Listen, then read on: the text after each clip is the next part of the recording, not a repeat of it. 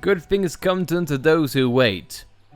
Murder comes to those who approach it first and chuck rocks to make sure that he doesn't get away. Hey everyone, welcome back to Xenoblade Chronicles. What did we do in the last episode? Ricky and his skill branch. Ah yes, Ricky faced the Nopon Sage's challenge and thus became the true hero pod and not just in cheap Dunga skis. This episode though, we are just going to have a laid back episode in which we deal with a couple of unique monsters and also approach one of our favourite heart-to-hearts, at least in my personal taste. But starting off though, we are fighting illustrious Galtius. So illustrious, only part of him is appearing in frame. So that was lovely. This guy, he's a heavy hitter that shows up at the Precipice Bridge. Well, first of all, his talent art is a big hit, Big Gore 8. And it can knock you back, but its damage is pretty hefty. Next one is that he can roar and slow you down. Trust me, the last thing you need is to be moving around and this guy hits you hard.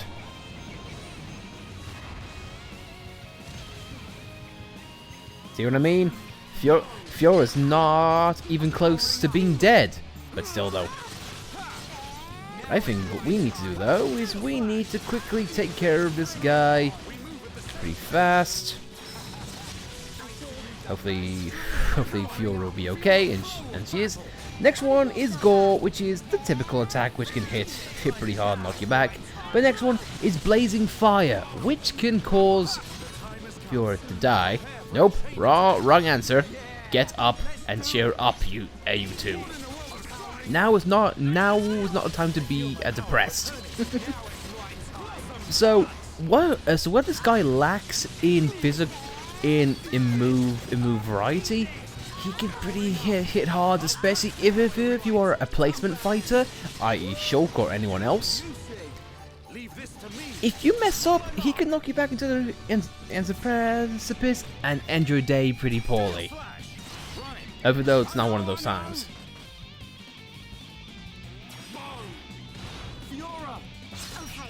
Brian, I shall move past what you just said. Otherwise, I'm gonna take him to a back alley and pummel you. Or I could just kick you off. I kick you off at the Precipice Bridge. Either way, I don't think Dunban's gonna mind. He'll be slaying a demon either way. But yeah, this guy is pretty hefty in his attack stats and also health as well. Seeing how he is he's nearly 500,000. And this is pretty much the toughest enemy that we faced to date. 5 levels above us, a level 98, and even though we're using Dunban, he's taking a lot of hits. I know. Fiora, it's up to you.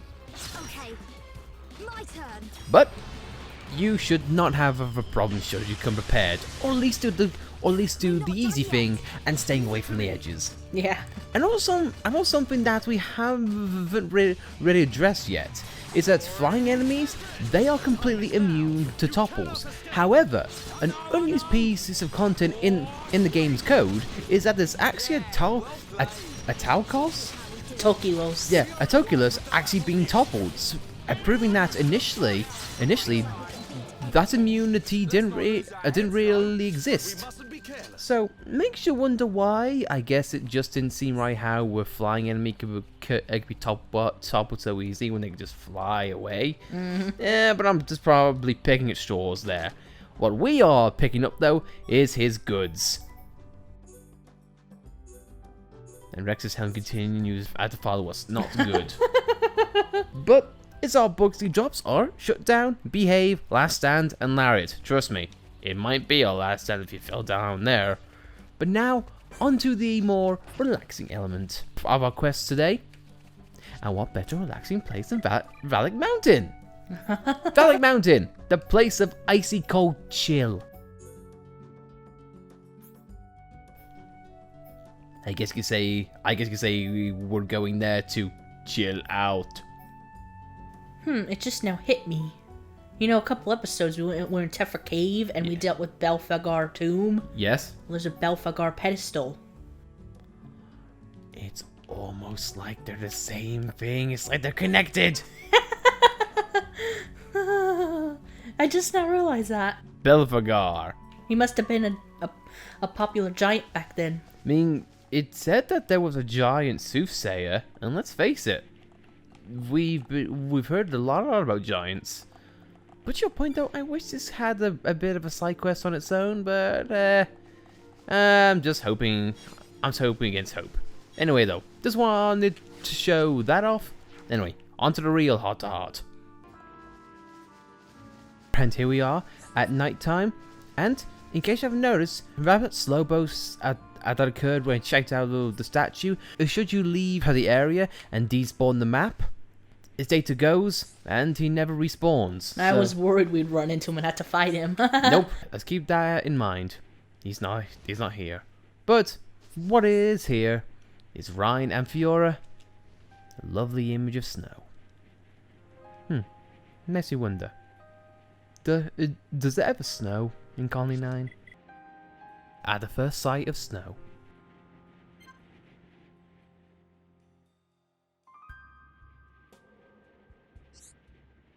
Ugh, I hate the cold. How come? I just do, you know? The snow doesn't help, and I've never seen snow before. Me neither. It looks so white. Nothing like this ever happens back at the colony. I don't get it. What's up with the balls of ash just falling from the sky? A stupid idea if you ask me. I'm with you. It's strange. Do you think the people back home would want to see this? I bet they'd be amazed. Yeah, I mean, we come from a place that's all warm all year round. A land covered in ice is like this crazy dream world. Yeah, and I think the little ones would love to play in the snow. No doubt. You reckon we could pile up some and take it back to the colony? That sounds like a great idea. Everyone would be so excited. The adults and businesses are building their homes, right?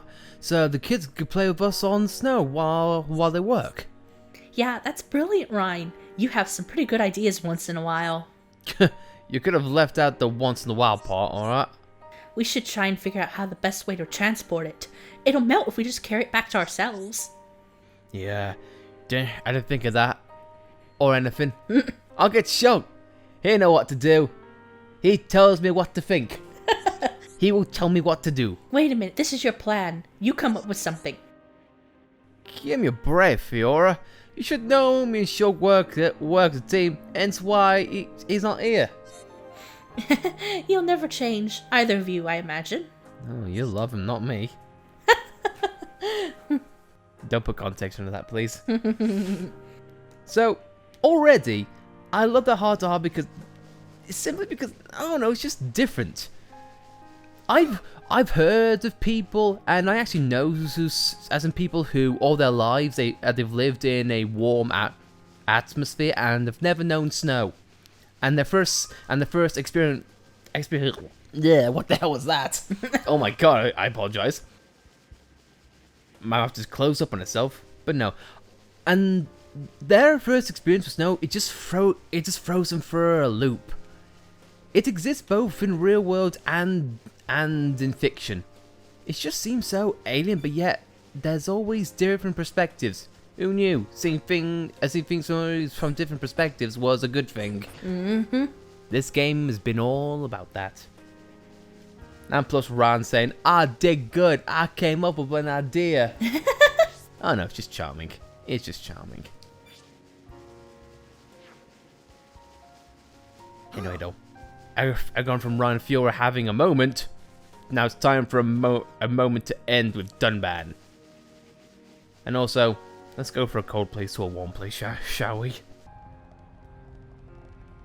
It's been a while, but now it's time to face a hot-headed monster. The Ferris. No, not that one. We start off with a big boy who's just chilling and not just a waterfall, but a fire waterfall. Let's do it. Similar to Laura Fear's boss fight. Do not stay in the lava cave. Do not stay in lava. Because otherwise, this guy will make easy pickings of you. Exposure Wolfo. Like the unique monster who we just faced, he can't be toppled because he's a floaty boy. And enjoying what he does because look at that face. At least the AIs are being smart. For now. But anyway though, what he lacks in move variety, he packs with a ton of punch or breaths or whatever that he does. His talent art, first of all, is Glorious Bolt 8, similar to how the other young monster was at an 8. This guy hits a frontal arc and again hits pretty hard. That was great, guys. Nicely done. And unfortunately, this guy is all about the debuffs. His talent art can also paralyze you, making it pretty difficult to run around. Next one is Vortex, which is his basic attack, which is physical hit and, you know, just damage you and whatnot. I'm gonna go all out. Next one is Boiling Wave. This one is objectively his weakest attack, but it can do the most damage if you get my meaning. Because if you know what that is, it can put you on blaze.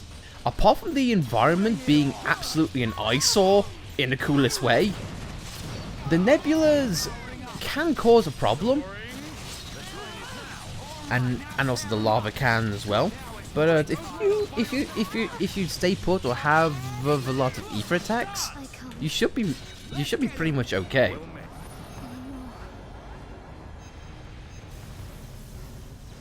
How can this be?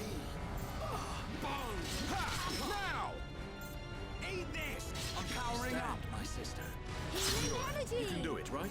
That's not what I wanted to do, but okay, fine. I guess we'll attack. And Dunban shall face the jaws of death. And being A-okay in the process. That's Reyn, and everyone else goes down. Well, that turned south really quickly. What the hell happened there? Like I said, this guy is no joke. So hopefully we can take this guy out before anything bad happens. So just bear with us for a moment. We aren't here to lose, right? Apparently he is very pissed off and dying, like we all would be. Oh, come on, Dunban, this isn't good. Reyn, you use that big head of yours. Reyn. Reyn.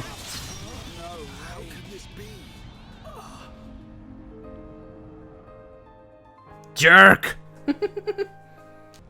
Who's ready for round 2? I know I sure am. Good luck, everyone. I can't imagine how my AI partners died. Did they just get bunched into the lava?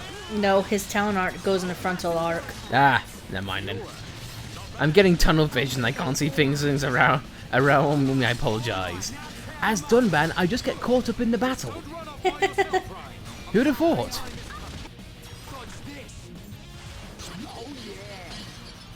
Reyn hit the lariat and therefore killed him.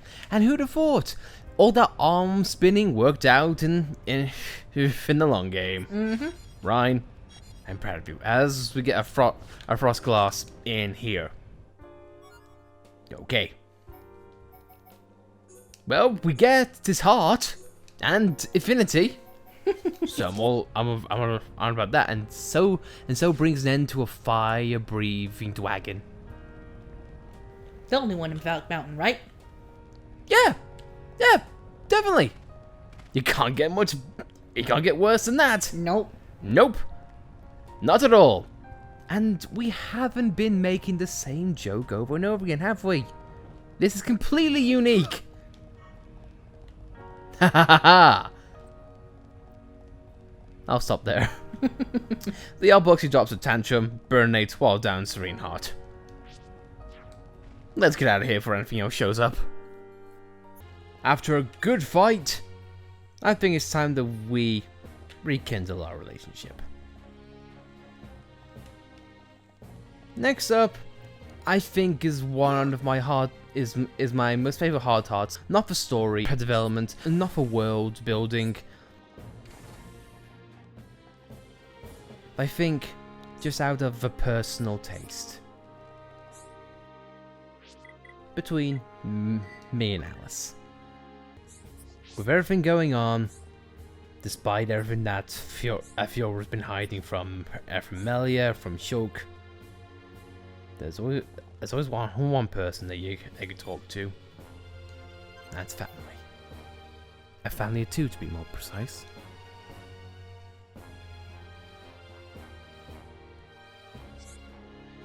Hey, Fiora.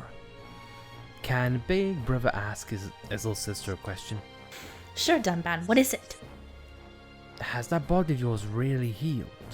Since you had that checkup, you haven't said a word about it. Don't be silly, I'm clearly much better now. It does look that way. But you're like me. But you put up with anything and keep silent. So I'm saying that you don't have to. If you're in pain, be honest with me. You caught me. I knew it. So tell me about it. I'm alright at the moment. I can't feel any pain, but I can't hold out forever. So, your body is giving up. Did you talk to Shulk or any of the others about this?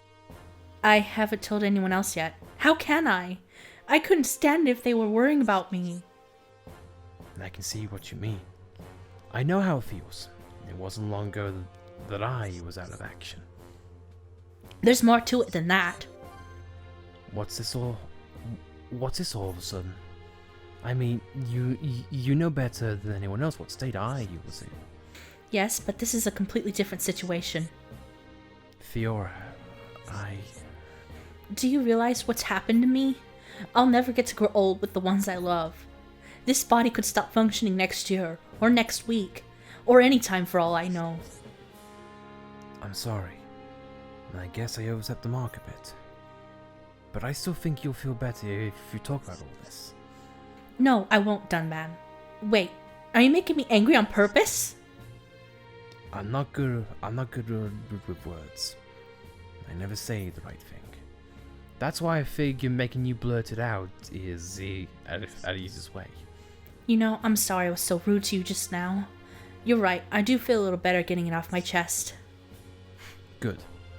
That's what I hoped. When you feel it boiling up, you can use me to sound off. I'll be your own personal punching bag. Then you better be ready. I think I have a lot to say. Thanks, Dunban. Oh no. As daytime comes, this heart-to-heart is one of my most personal favorites because, without going into too much detail, spoiler alert, me and Alice are married, and yes, married folks do have the fallings out, but I find it so eerie how this heart-to-heart pretty much is a mirror image to what me and Alice are like during an altercation. Of words, she should say. We both hide things, but at the end of the day, we always tell each other things because we can always tell when something's up. Mm-hmm.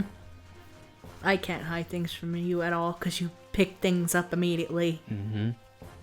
And that's because I know you so well. Just like how Dunban and Fiora know so well. And we can feel the connection of these two characters instantly because of that.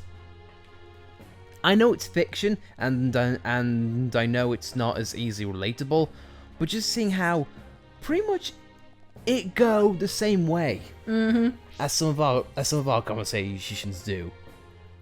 I just can't help but smile every time I see this, no matter which route it goes. I love this heart-to-heart because it reminds me of... I don't want to get too much because I'm playing as Dunban, but I love you, Alice. Love you. And anyway, though, I think on that note, no. We'll cut to the route of that heart-to-heart, which pretty much is my favorite route. I could say each of them is, but I'll go for the one that is pretty much like us. I'm not hiding anything. This is me, your big brother. Do you think I wouldn't notice? I'm really not lying, Dunban. Don't worry so much. Are you absolutely sure? There's nothing you want to tell me? Yes, I feel fine. Well, if you say so, I believe you. But let me say this one thing. Go ahead. Burying the pain deep inside you will never free you from its chains. I know that. I'm glad you're looking out for me, Dunban. Of course, I'm looking out for you. If I failed in my brotherly duties, I wouldn't be much of a big brother. I just don't like seeming too needy. I think you're the only one I could talk about this with. Even Choke? I suppose I can see why, but if you pluck up the courage and talk to him, I know he'll be okay. He's Choke. He's generally quite predictable. I know. He'll be as sweet as he always is. That's one of the things I like most about him. Do you like Shulk, Dunban?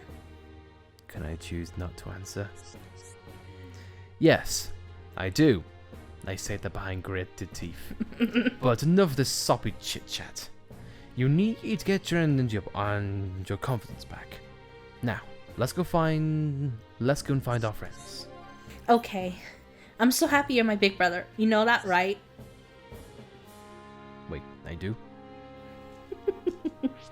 And on that note, guys, I don't mean for this to be a PSA of any kind, but if you are having trouble, you can talk to someone, friends, family, or anything.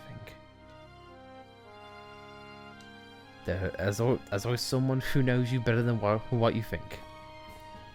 On that note, guys, be safe and be happy. I know these two will be. So, with that, guys, if you liked this episode, be sure to like it. If you didn't like it, well, you know where to go. And if you want to subscribe to see more content such as this, I promise you it's not all PSAs and happiness and sunshine and rainbows. God's sake, I don't want to go to Rex World. But, as always, thank you all for watching, thank you very much for your time, and we'll see you next time. Xenoblade Chronicles, and I have to say, I'm looking forward to next episode, because this is something that even I have not experienced yet. We'll see you next time.